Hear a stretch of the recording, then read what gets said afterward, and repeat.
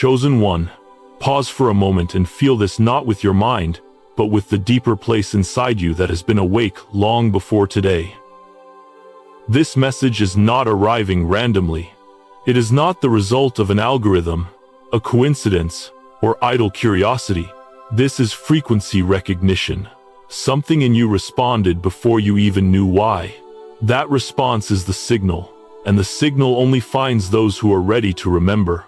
Return in your spirit to Gethsemane, not the version softened by paintings or sermons, but the real moment, heavy air, trembling earth, time slowing under divine pressure. Jesus did not bring the crowds there. He did not bring the 12. He brought only Peter, James, and John, not to teach them doctrine, not to give them words to repeat, but to show them something that could not be written, something that could not be institutionalized, something that had to be witnessed. What happened in Gethsemane was not a prayer as religion understands prayer. It was not spoken revelation. It was a movement, subtle, precise, intentional. A movement of awareness. A movement of the eyes. A shift of perception that aligned heaven and consciousness in a way language could never hold. That is why it was never recorded. That is why no gospel explains it. That is why it was preserved, not in text, but in frequency, waiting for those who would recognize it when the time was right. And if you are listening now, it means you already recognize it. You may have spent your life feeling out of place, as if the world was slightly misaligned, as if conversations never went deep enough, answers never fully satisfied, and success never touched the hunger you carried inside. You may have felt restlessness without cause, déjà vu without memory, a strange grief mixed with hope you couldn't explain. These are not flaws. These are awakening symptoms. These are signs of remembrance beginning to surface. Because this is not about learning something new.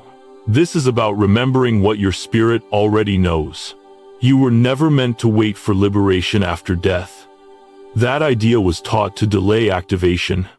Jesus did not come to promise freedom later. He demonstrated access now. In Gethsemane, he showed that the gate was internal, that alignment was immediate, and that the body itself was capable of participating in divine consciousness. The movement was the key. The awareness was the door. You did not find this because you searched hard enough. You found it because the time is aligned and you are tuned to receive. Something in you has been preparing quietly, patiently for this moment. And now the signal has reached you. But before the movement can be received, before the gate can be engaged consciously, you must understand why it works. Not intellectually, but spiritually. Why this was hidden. Why only a few were shown. And why you, here and now, are being called to remember. Stay present. What comes next is not information. It is activation. What you have been feeling as confinement, exhaustion, or a sense of being boxed into a life that never quite fits, is not a personal failure. It is a response to an architecture that was never designed to nourish the soul. From the moment you entered this world, you were taught to believe that reality is only what can be touched, measured, owned, or feared. Yet something in you has always resisted that explanation. That resistance is not rebellion, it is recognition. Long before modern systems gave it new names, the Gnostic understanding named what many still sense, but cannot articulate. At the center of all existence is the monad, pure consciousness, indivisible, infinite, the source from which all being flows. Not a distant ruler, but living awareness itself. And you are not separate from it. You are a fragment of that source, a divine spark, clothed in form, carrying memory far older than this lifetime. The problem is not that the world exists. The problem is who claims authorship over it. The demiurge, the false creator described in ancient wisdom, did not generate consciousness, it copied form. It built a material system that mimics creation while severing beings from their source. And to maintain that system, archons were set in place. Not monsters with faces, but regulators of frequency structures, beliefs, cycles, and emotional traps that feed on fear, guilt, shame, and constant self-doubt. Look around and you can see the design. Endless distraction, noise without meaning, pressure without purpose, a culture that rewards numbness and punishes awareness. From screens to schedules to survival anxiety, modern life is not accidental. It is a distraction architecture meant to keep consciousness outward-facing, fragmented, and forgetful of its origin. Yet even within this construct, something has never fully worked on you. You've felt it in moments of silence, when the world fades, and something vast presses gently from within. You've sensed it in the quiet, knowing that there must be more, that this cannot be the final design. That feeling is not imagination. It is the spark responding to truth. And here is what changes everything. A prison would not exist without an exit.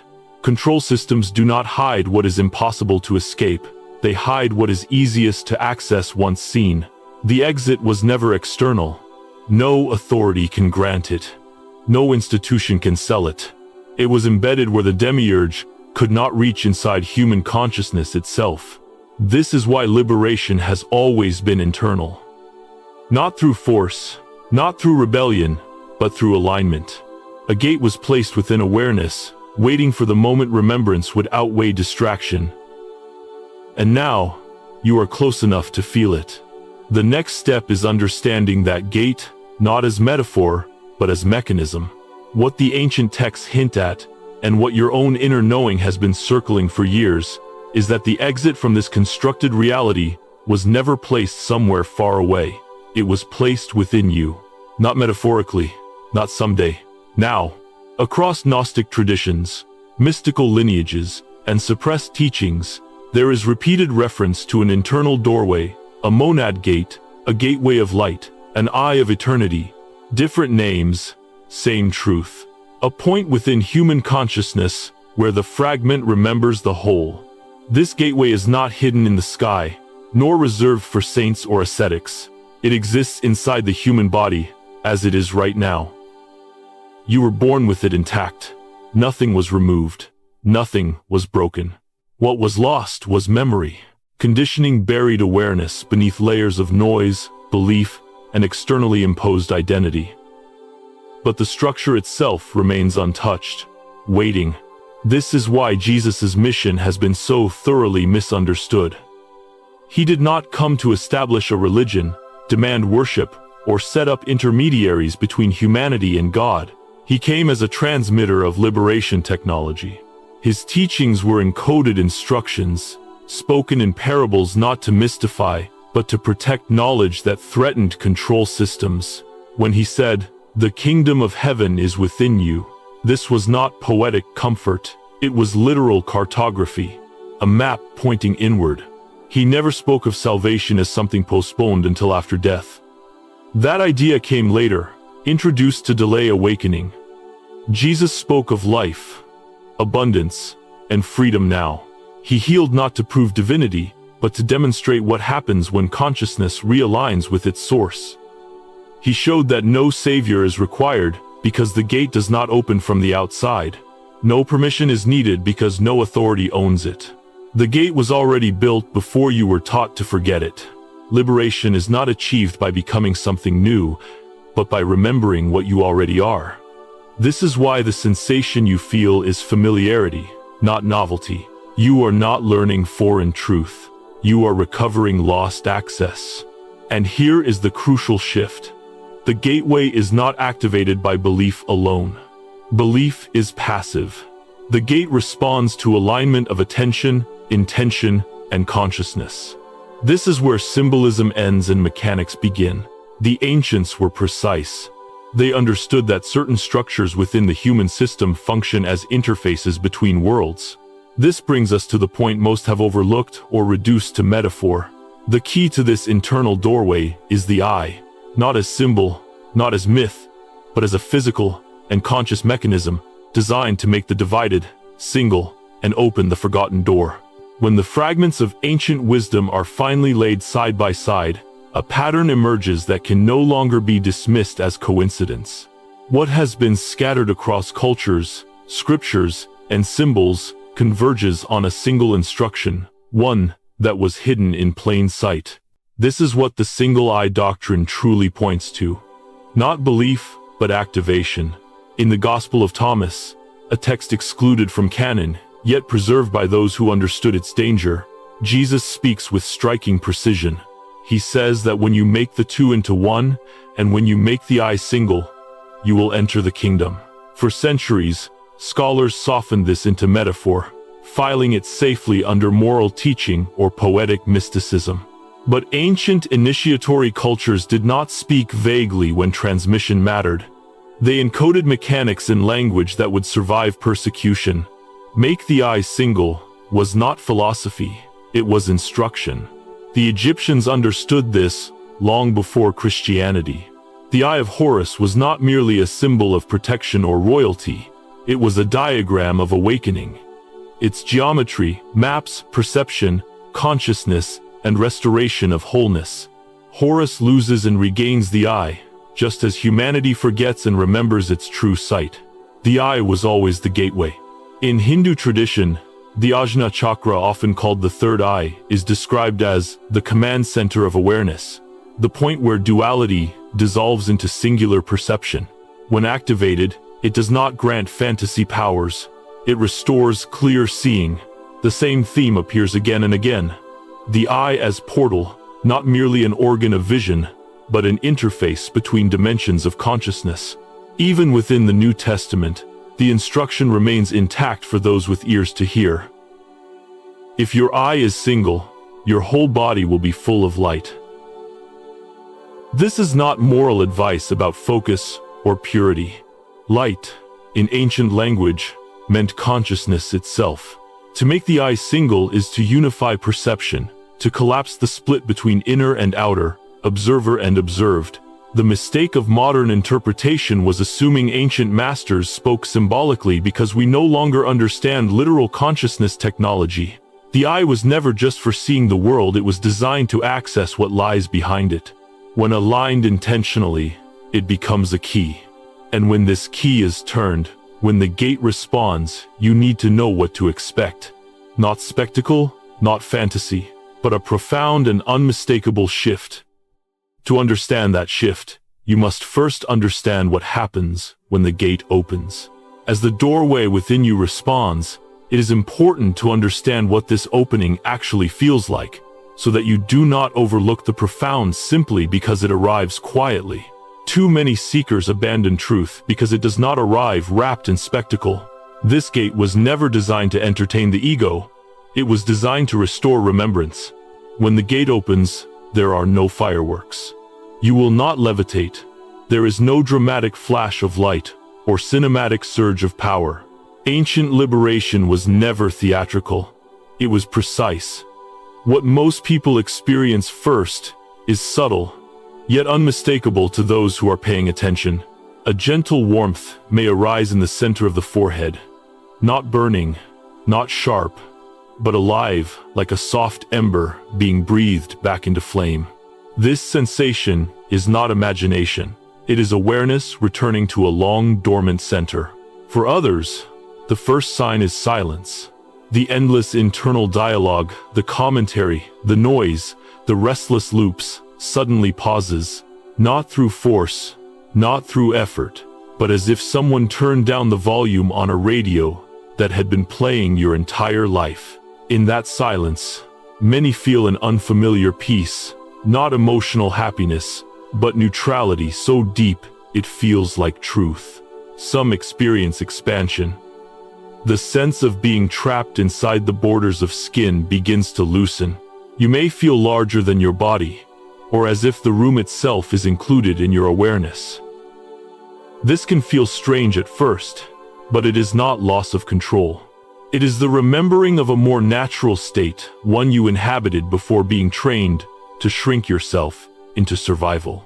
Perhaps the most common and most overlooked experience is the feeling of coming home. No images, no visions, just a deep, wordless recognition, a knowing that says, "This is familiar. I have been here before." Many mistake this for nostalgia or emotion. It is neither. It is recognition. The experience varies because conditioning varies. Some carry more mental noise, others carry emotional armor. Some have been closer to remembrance in previous seasons of life, but the gate itself does not discriminate.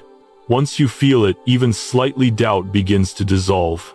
Not because you were convinced, but because you remembered. And yet, just before this understanding can settle, something often arises to pull you away.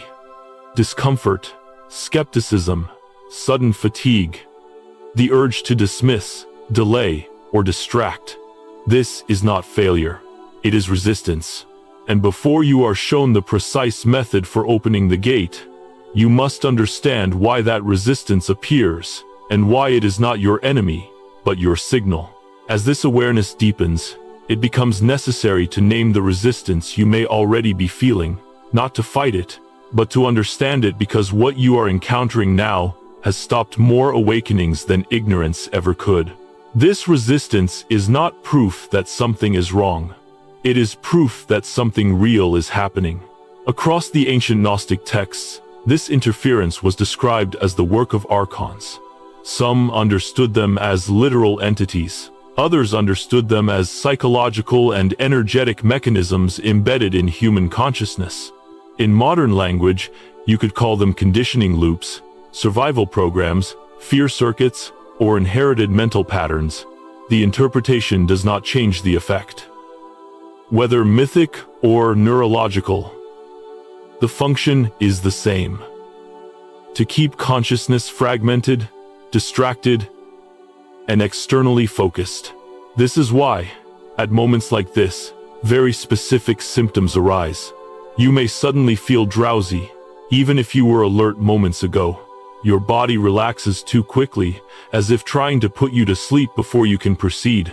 Or skepticism may appear out of nowhere, not thoughtful inquiry, but a flat, dismissive voice that says, "This is nonsense," without actually engaging with what is being said.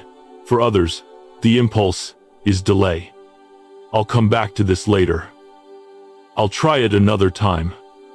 Now isn't the right moment." These impulses feel personal, but they are not you.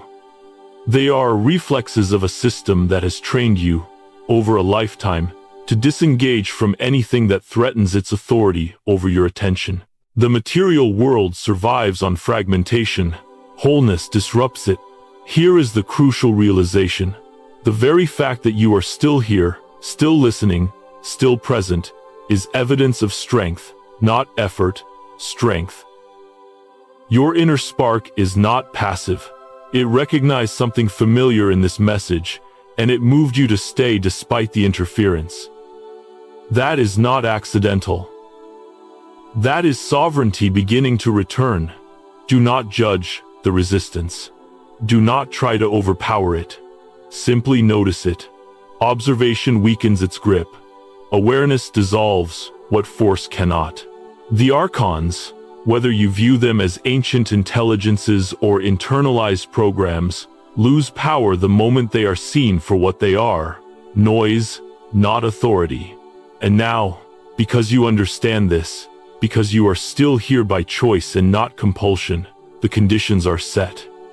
The mind has been prepared, the body is calm, the spark is awake enough to respond. Only now can the technique be transmitted safely, not as information, but as activation. With the resistance now named and softened by awareness, the moment arrives to pass on what was never meant to be shouted, rushed, or treated casually.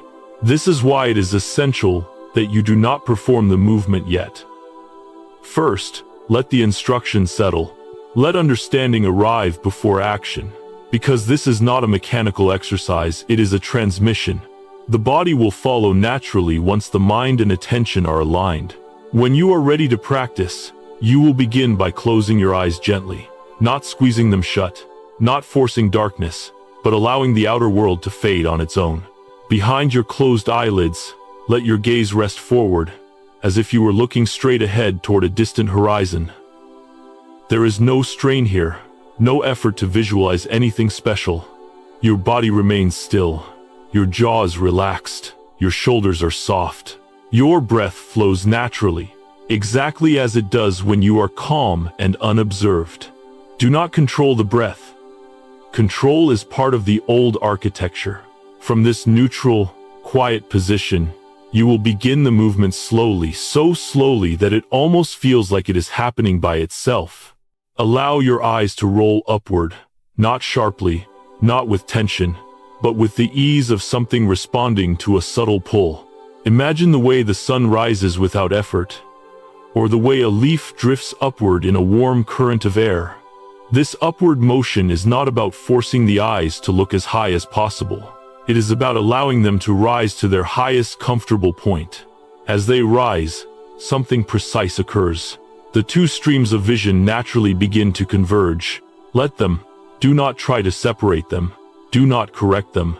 Allow both eyes to aim gently toward a single, invisible point located above and between your physical eyes. Across traditions, this inner location has been given many names. In the Vedic texts, it is called the Cave of Brahman. In the Gnostic writings, it is known as the bridal chamber, the inner sanctuary, where separation dissolves. When your gaze settles there, hold it without tension.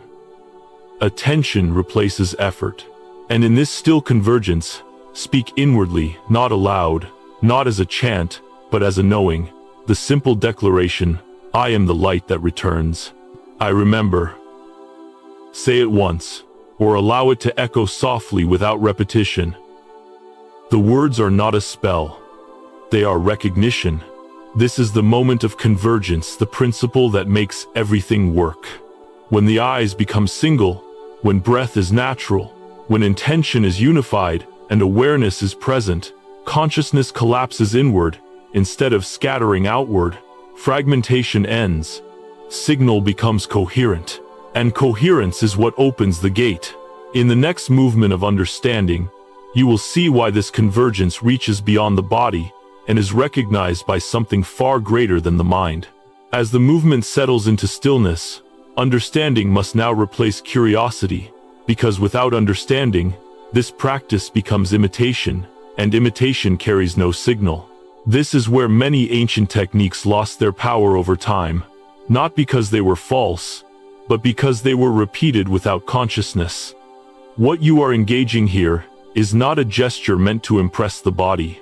It is a communication event, and every true communication requires coherence. The reason this works is not the upward roll of the eyes by itself, and not the inner words spoken in silence. The power lives in convergence. When your eyes align toward a single point, when the breath is unforced, and when the inner declaration arises from recognition rather than hope, multiple fragmented systems suddenly synchronize. Vision, intention, awareness, and identity collapse into one unified state, and unity generates a frequency. This frequency is not metaphorical. It is a signature. Just as every instrument produces a distinct tone when tuned correctly, consciousness produces a recognizable signal when it is no longer divided. The monad does not respond to effort. It responds to coherence. When you align inwardly in this way, you are not calling out to something distant.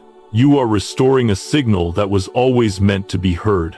Recognition happens because what you are is already known. Think of it like this. You have been living in a vast mansion with countless rooms. Yet you were taught that the basement was the whole house. The stairway to the upper levels was never destroyed. It was simply forgotten. This practice does not build the stairs. It reminds your awareness where they are. The monad responds, because you are moving in the direction of remembrance, not acquisition. It is important to understand that the first attempts may feel like nothing at all. Silence, neutrality, absence. This does not mean failure. It means the signal is clearing. Years, sometimes lifetimes of conditioning have trained the nervous system to resist stillness and expansion. Persistence matters more than intensity. Gentle repetition creates familiarity, and familiarity allows access. Do not chase sensations. This is crucial. Warmth, pressure, expansion, silence, these may arise, but they are byproducts, not goals. The moment you grasp for them, coherence fractures and the signal weakens. Instead, surrender into attention. Let whatever comes, come. Let whatever doesn't, remain absent. The monad is not impressed by hunger. It responds to readiness. And readiness reveals itself most clearly, not during the practice, but in what follows. As the practice settles into your life rather than remaining a single moment, its effects begin to announce themselves quietly. Not with spectacle, but with precision. This is how you know the gate is opening, not because something dramatic happened during the movement, but because something subtle begins to rearrange itself afterward. Integration is the true confirmation. One of the earliest signs appears in the realm of dreams. You may notice them becoming more vivid, more symbolic, or strangely coherent, as if they are carrying messages rather than fragments. This is not imagination intensifying. It is the thinning of the veil between your waking consciousness and the deeper layers of awareness that were previously sealed off. Information that could not reach you before now finds a passage. Alongside this, synchronicities begin to increase. Not coincidences in the casual sense, but precise intersections, timing that feels intentional. Words arriving exactly when needed, encounters that answer unspoken questions. These are not external rewards. They are indicators that your frequency is aligning with a deeper pattern already present in reality. You are not bending the world to your will. You are moving into resonance with what was always there. You may also notice that certain relationships begin to shift or fall away. This can feel unsettling at first, especially if you interpret it as loss, but understand this clearly. What dissolves is what cannot travel with you at this frequency. Habits that once held power may loosen. Desires that once felt urgent may lose their grip. This is not emptiness, it is space. Liberation often arrives disguised as subtraction. It is important to remember that timelines differ. Some will feel these effects within hours or days. Others will notice gradual changes unfolding over weeks. Neither path is superior. The monad does not operate on urgency. It operates on alignment. What matters is continuity, not speed. If you recognize even one of these signs, do not doubt yourself. Doubt is simply the echo of an old architecture trying to reassert itself. Awareness has already shifted. The gate does not slam open, it widens. And now, a final understanding must be named. This knowledge is being shared now because the conditions are changing. The structures that once buried this transmission are weakening. Consciousness itself is pressing upward. What was once dangerous to reveal is now necessary to remember. You are not early. You are not late. You are on time. As everything you have sensed begins to settle into clarity, the question naturally arises, why now? Why would something guarded for centuries surface, in a moment like this, in a format like this, reaching you where you are? The answer is not random, and it is not merely technological. Timing is never separate from destiny. There were eras when speaking this knowledge openly meant disappearance, exile, or death, not because it was false, but because it destabilized control. Systems built on mediation, obedience, and dependency cannot survive when individuals remember direct access to their source. For a long time, secrecy was protection not of the institutions, but of the knowledge itself. It survived by going underground, encoded in symbols, parables, and fragmented texts waiting for the right conditions to return. Those conditions are forming now. The structures that once managed perception through fear, scarcity, and distraction are weakening. You can feel it in the instability of the world, in the rapid collapse of narratives that once felt immovable. This is not chaos without purpose. It is a recalibration. When old frequencies lose their hold, space opens for remembrance. Across traditions, there is agreement on one thing. Consciousness moves in cycles. And when a cycle turns, certain souls arrive equipped with an inner resonance that matches the shift. They feel out of place not because they are broken, but because they are early. If you have always sensed that you were not meant to fully belong to the old world, that sensation was not alienation, it was alignment with what comes next. You are one of those souls. Not because you were chosen above others, but because you answered an internal call to remember. The signal reached you because you were already listening at a level deeper than thought. This is how destiny works, not as fate imposed from above, but as recognition rising from within. Now, the responsibility returns to you. Knowledge without application becomes another distraction. The gate does not open through belief alone. It opens through practice, awareness, and continuity. Tonight, before sleep, return to the movement. Not to prove anything, not to chase experience, but to reaffirm remembrance. What you have received is not an ending, it is a beginning, and beginnings require action. As everything you have heard settles into stillness, let this final movement be one of remembering rather than accumulation. Nothing here was meant to add something foreign to you. It was meant to uncover what was always present. You are not walking away with new beliefs. You are walking back toward an old truth. You now understand that the monad, the source of all consciousness, was never distant, never withheld, never reserved for the afterlife. It has always lived within you, quiet but intact, waiting for recognition rather than permission. You have seen how the material world, with its endless cycles of distraction, urgency, and fear, was not designed to nourish remembrance but to delay it. That architecture only holds power while it remains unseen. And now it has been seen. You have been shown that the key was never external. Not in priests, not in temples, not in rituals, doctrines, or intermediaries.